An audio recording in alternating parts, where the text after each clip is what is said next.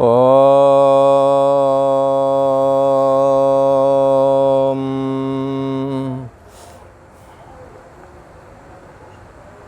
श्री योग वासिष्ठ के स्थिति प्रकरण में श्री वशिष्ठ जी महाराज बोले, हे राम जी, जब तक अपने स्वरूप का प्रमाद है तब तक विकार संयुक्त जगत ही दिखाई पड़ता है। और ये कैसा है, बड़े विस्तार से भासता है। ये घर बार है, ये परिवार है, ये वाला जगत। बाहर निकलो तो बाहर वाला जगत। जब बाहर निकलते हैं तो बहुत सारा ज्ञान सीखने को भी मिलता है और बहुत सारा जगत जिसको आप जानते ही नहीं थे उसके विषय में भी जानकारी मिलती है, देश दुनिया की। इसलिए एक जगह कहते हैं, संत सुखी विचरंत मही। पृथ्वी पर विचरण करने वाला संत सुखी रहता है। इसलिए कहते हैं, देश दुनिया के नाना प्रकार के लोगों से भेंट मुलाकात होती है, चर्चा होती है, अनुभव साझा होते हैं, तो इससे ज्ञान वृद्धि होती है। और कई बार क्या है कि पीछे जो समय निकल गया है, जब ट्रेनें और बसें भी नहीं रहीं, लोग घोड़ों से अथवा पैदल यात्रा करते थे। उस समय में ये बात कही गई थी, संत सुखी विचरंत से मही। अब तो वाहन भी हैं, चाहे जितने दूर चले जाओ। जैसे उदाहरण के लिए कुएं में एक मेढक रहता है, उससे किसी ने कहा कि भाई जिसमें तुम रहते हो इसमें तुम्हें संतुष्टि है? बोले पूरी संतुष्टि है, इससे ज़्यादा पानी दुनिया में कहीं है ही नहीं। कुएं में रहने वाला मेढक ये बात बोला। तब उसे और किसी ने कहा कि नहीं, इससे बड़ा तालाब होता है, उसमें ज़्यादा जल होता है, और समुद्र तो अनंत, कुछ पता ही नहीं लगता कितनी बड़ी जलराशि है। पर उसे विश्वास ना हुआ। उसने कहा, समुद्र कितना बड़ा होता है? बोले बहुत बड़ा होता है। तो वो फुदक करके कुएं के चौथाई भाग को घूम करके बोला, इतना बड़ा समुद्र होता है क्या? तो उसने कहा, इससे भी बड़ा होता। तब वो आधा कुआं लांग करके आ गया और कहने लगा, इतना बड़ा? बोले इससे भी बड़ा होता है। तब वो कुआं जो गोल गोल होता है उसके किनारे, पानी के किनारे चारों ओर घूम के आ गया। बोले इतना बड़ा समुद्र होता है? बोले इससे भी बड़ा। बोले झूठ बोल रहे, इससे बड़ा होता ही नहीं दुनिया में। ऐसी बुद्धि को संकीर्ण नहीं रखना चाहिए। जो चीज़ आपकी बुद्धि नहीं पकड़ सकती वो दुनिया में है ही नहीं, ऐसा नहीं बोलना है। बल्कि इसीलिए कहावत चल पड़ी, कुआं के मेढक। वो सोचता है जो हम जानते हैं दूसरा नहीं जानता। पर दूसरे वाले मेढक तो समुद्र देखे बैठे हैं, बड़े बड़े तालाब झीलें देख करके आए हैं। पर वो जो है वो अपने मन की मानी, नहीं इतना ही। यहाँ का ये जगत जो है कैसा है, अपने स्वरूप के प्रमाद से दिखता है और तब तक विकार संयुक्त जगत है और बड़े विस्तार से भासता है। जब तक स्वरूप का प्रमाद है तब तक विकार संयुक्त ये जगत बड़े विस्तार से भासता है। और जब आत्मा स्वरूप देखोगे तब कोई विकार न भासेगा। बुद्धि देश का आश्रय प्रकाशक साक्षी आत्मा ही कैसा है, अपना निज स्वरूप है। जब आत्मा स्वरूप को देखोगे कि ये सोहम अस्मि, ये मैं ही हूँ, तब कोई विकार न भाषित होवेगा। जितने भी विकार हैं, ये संसार में जो आसक्ति वाले हैं, मन में जो राग द्वेष जिनों के अंदर है, कामनाएं भरी पड़ी हैं, उन्हीं को ये विकार संयुक्त जगत भी भासता है। जो आत्मा को अपना स्वरूप देखते हैं, उन्हें जगत के मिथ्यात्व का निश्चय हो जाता है। जब तक आत्मदृष्टि से नहीं देखा है राम जी, तब तक आभास दशा में उपजते और मिटते हैं। सोने जागने वाली चेतना ये ब्रह्म का आभास कहा गया है। आभास दशा में जब चेतन मन के माध्यम से इंद्रिय के थ्रू देह और जगत के व्यवहार में लगता है, तब कहा जाता है ये आभास के द्वारा काम किया, या ये जगत जो इन्होंने धारण किया है, ये आभास भाष्य है। आभास भाष्य जगत व्यवहारिक जगत कहलाता है। जब तक आत्मदृष्टि से अपने को नहीं देखता, देह और देह की दृष्टि से अपने को देखता है, तब तो उपजना, जन्मना, मरना ये सब लगा ही रहता है। जब तक आत्मदृष्टि से नहीं देखा, तब तक आभास दशा में उपजना और मिटना बना ही रहता है। पर न सत्य कहे जा सकते हैं। कौन सा? आभास दशा में जो जगत दिखा है, सपने का जो जगत दिखा उसे सत्य कह दें। जागने पर रहता नहीं तो सत्य कैसे कहें? कहें बिल्कुल है ही नहीं, ऐसा कह दें तो बिल्कुल है ही नहीं। खरगोश के सींग नहीं होते, घोड़े के बिल्कुल ही सींग नहीं होते, तो ये बात तो है नहीं। स्वप्न वाला जगत ना सत्य कहा जा सकता है, ना ही असत्य कहा जा सकता है। ऐसे ही व्यवहारिक जगत में जब आपको लगता है ये मैं आत्मा हूँ, मैं ब्रह्म हूँ, तो असत्य कहा जाने वाला ये जगत स्वप्नवत आभास दशा में जैसे उपजना और मिटना लगा रहता है, पर न सत्य कहे जा सकते हैं ये स्वप्न वाले पदार्थ अथवा मनोराज्य वाले पदार्थ, ना ही असत्य कहे जा सकते हैं, ना ही सत्य कहे जा सकते हैं। राम जी, वास्तव में ब्रह्म और जगत में कुछ भेद नहीं है। समुद्र में तरंग की नाई, कहते ब्रह्म और जगत कुछ भेद नहीं है, अलग अलग नहीं है, एक ही चीज़ है। जैसे पानी कहें और लहर कहें, तो ये जग हरि का रूप है, ऐसा भी संतों ने कहा है। वास्तव में ब्रह्म और जगत, राम जी, इन दोनों में भेद नहीं। जैसे समुद्र में और समुद्र की तरंग में कोई भेद नहीं, दोनों अभेद ही हैं। हे राम जी, अविद्या से भिन्न होकर के ये देह और जगत भाषित होता है। विचार किए से जगत भाव की निवृत्ति हो जाती है। इसलिए बारंबार विचार करे। कष्टुम को हम कुता आयाता, को में जननी को में ताता, इति परभाव सर्वम सारम विश्वम त्यक्त्वा स्वप्न विचारम। सारे विश्व को स्वप्नवत समझ करके सांसारिक पद पदार्थों से आसक्ति बुद्धि का परित्याग कर देना चाहिए और ब्रह्म चिंतन में, परमात्मा के चिंतन में लग जाना चाहिए। अविद्या से भिन्न होकर के समुद्र में तरंग जैसे पानी से अभेद होती है, ऐसे ही देह और जगत आत्मा से अभेद है। अविद्या से भिन्न होकर के ये भासते जरूर है, पर विचार किए से सब निवृत्ति हो जाती है। हे राम जी, चर अचर रूप जगत जो नाना प्रकार की चेष्टा के साथ में दिख रहा है, ये अनंत परमेश्वर आत्मा में ही फुर रहा है। राम जी, ऐसा जान के चलो। सो हे राम जी, उस अनंत परमेश्वर से ये जगत भिन्न नहीं।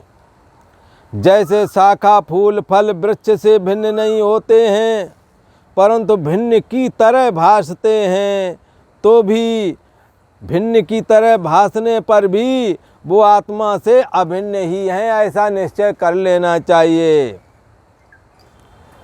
जैसे क्या दृष्टांत दिया है, जैसे शाखा फूल फल वृक्ष से भिन्न नहीं पर भिन्न जैसे होकर के भाषित होते हैं, तो भी हे राम जी अभिन्न है। तैसे ही आत्मा से जगत भिन्न भाषित होता है, तो भी भिन्न नहीं, आत्मरूप ही है, ऐसा समझना चाहिए। भिन्न केवल भाषित होता है अभिन्न। हे राम जी, मैंने तुमसे चतुर्दश भुवन संयुक्त सृष्टि का कथन किया है। हे राम जी, उनमें कोई अल्प रूप है सृष्टि, कोई तो अल्प अर्थात छोटी है, कोई बड़ी सृष्टि है। पर राम जी, सब परमात्मा रूपी आकाश में ही ये सृष्टियाँ उपजती हैं, कभी मनोराज हो करके, कभी स्वप्ने का जगत हो करके, कभी हमारे आपके द्वारा प्रत्यक्ष व्यवहार करके। हमारे आपके साथ जो व्यवहार होता है वो व्यवहारिक अवस्था में ही होता है, जागृत अवस्था में ही होता है। तो पर सब परमात्मा आकाश में उपजती है। हाँ, क्या सब ये सृष्टि कहाँ उपजती है? परमात्मा आकाश, परमात्मा स्वरूप आकाश में सारी सृष्टि उपजती है।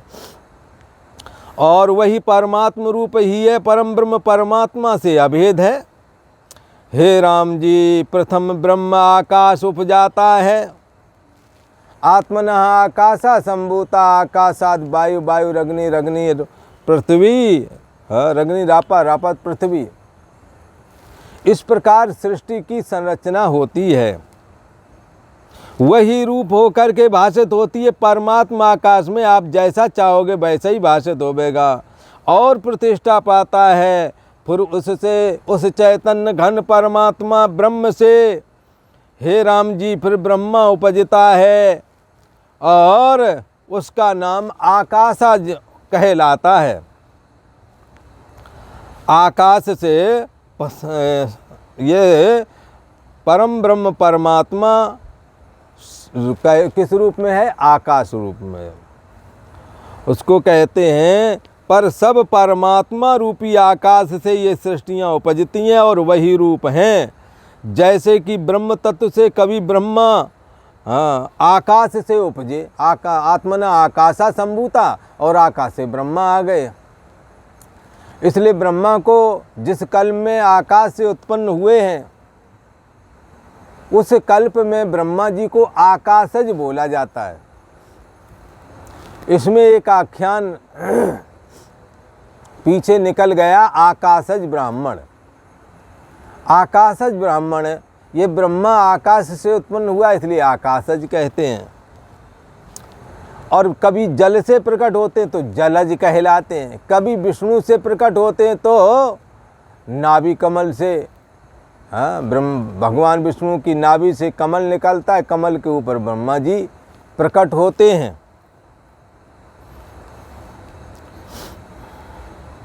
वही रूप है, परमात्म रूप आकाश से उपजने वाली ये सृष्टि वही रूप है। हे राम जी, ब्रह्म तत्व से ही कभी प्रथम ब्रह्मा जी उपजे थे और आकाश से उपजे इसलिए आकाश जो उनका नाम हुआ।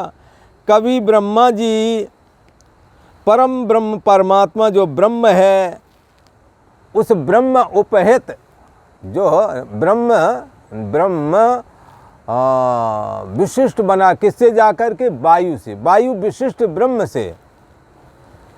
कभी प्रथम वायु उपजता है और वायु उपहित जो ब्रह्म है, वायु विशिष्ट जो ब्रह्म है उससे ब्रह्मा उपजे तो उनका नाम क्या हुआ? वायुज। तो इसी प्रकार से ये ब्रह्मा जी अनेकों प्रकार से प्रकट होते हैं। कभी किसी से प्रकट होते हैं तो कभी किसी से प्रकट होते हैं। इसी प्रकार से कभी प्रथम पृथ्वी होकर के विस्तार भाव को प्राप्ति होती है। कभी प्रथम पृथ्वी उत्पन्न होती है फिर उससे विस्तार भाव को प्राप्त होती है ये सृष्टि, और उससे फिर ब्रह्मा उपजता है। किससे उपजता है? पृथ्वी से। तब उनका नाम क्या होता है? पार्थिव। जैसे पार्थिव शिवलिंग पूजन, पार्थिव पूजन, शिव पूजन। तो पार्थिव शिव पूजन में क्या है, पार्थिव का मतलब होता है मिट्टी, मिट्टी के शिवलिंग बनाए उनकी पूजा की। ऐसे ही ब्रह्मा जी पृथ्वी से प्रकट होते तब उनका नाम पार्थिव होता है। हे राम जी, इसी प्रकार से कभी कभी ये ब्रह्म तत्व अग्नि से जब विशिष्ट होता है, अथवा ऐसा कहें अग्नि उपहित ब्रह्म से कभी कभी ब्रह्मा जी प्रकट हो जाते हैं, और तब वो ब्रह्मा जी अग्निज कहलाते हैं। इसलिए सृष्टि का कोई क्रम नहीं है राम जी। जैसे तुम सोते हो, तुम्हारे सपने का कोई क्रम नहीं है। आज सपना तुमने किसी का देखा तो कल सपना तुम किसी का देखोगे, है ना। आज सुबह जब तुम जागे हो तो पहले नंबर तुमने किससे शुरुआत करी, झाड़ू लगाया, जानवरों को चारा डाला, गोबर फेंका। ये काम का गांव देहातों में पहले आम था, सभी के घर में था। एक के घर में नहीं, का छोटा का बड़ा, गाय भैंसें सभी रखते थे। सुबह की सुबह उठे तो वो झाड़ू लिया, गोबर फेंका और साफ़ सफाई की। फिर बाद में हाथ पैर धोए, नहाए धोए, खाए पिए और अपने अपने लड़के बच्चे पढ़ने के लिए चले जाते। इतना काम तो सबको करना ही करना है, चाहे पढ़ाई करो चाहे कुछ करो, इससे कुछ लेना देना नहीं होता था। पर अब समय बदल गया है, दूध चाहिए पर गोबर ना फेंकना पड़े, उसमें गंध लगेगी।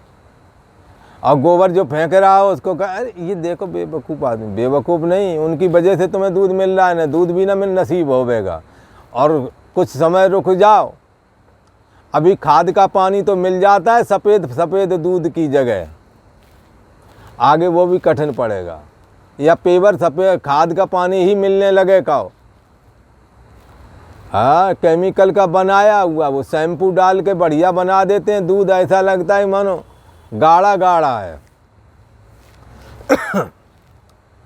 दूध नसीब तब होवेगा जब खुद की गाय भैंसें पालोगे, बढ़िया मेहनत करोगे जैसा पहले करते रहे।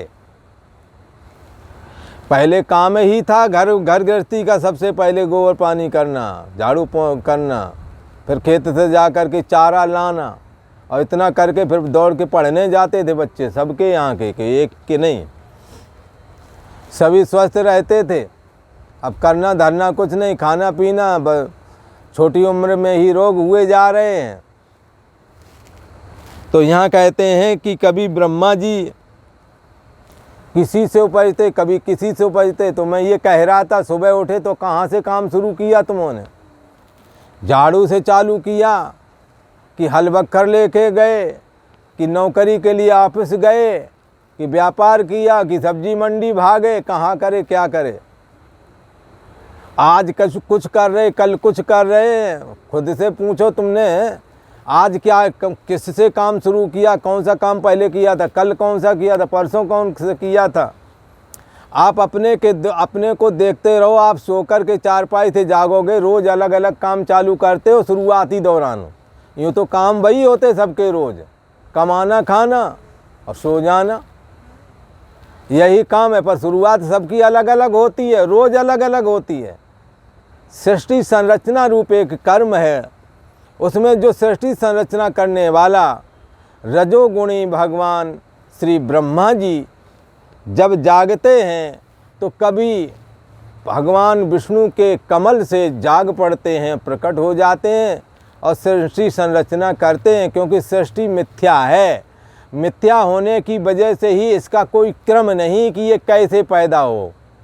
तो कभी आकाश से, कभी भगवान विष्णु से, कभी वायु से, हाँ इस प्रकार से ब्रह्मा जी कहीं से भी प्रकट होकर के सृष्टि संरचना चालू कर देते हैं। इसलिए सृष्टि का कोई क्रम नहीं, कभी शिव से भी सृष्टि हो जाती है, कभी विष्णु से, कभी देवी से, कभी गणेश से।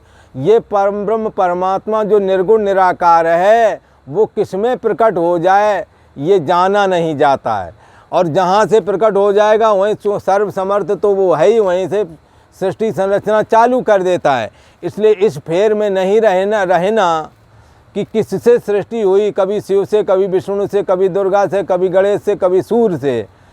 लेकिन इन रूपों में एक बात ख्याल रखना सदैव सौम्यदम अग्रे आसीत एकमेव अद्वितीयम ब्रह्म, जिसको उपनिषद ने कहा वही ब्रह्म सत्ता ही सब में प्रकट होकर के सृष्टि संरचना कर रही है। इसलिए एको देवा सर्वभूतेषु गूढ़ा, एक ही देव है जो सृष्टि संरचना करता, पालन करता, संहार करता है, सब कुछ करने वाला वही है।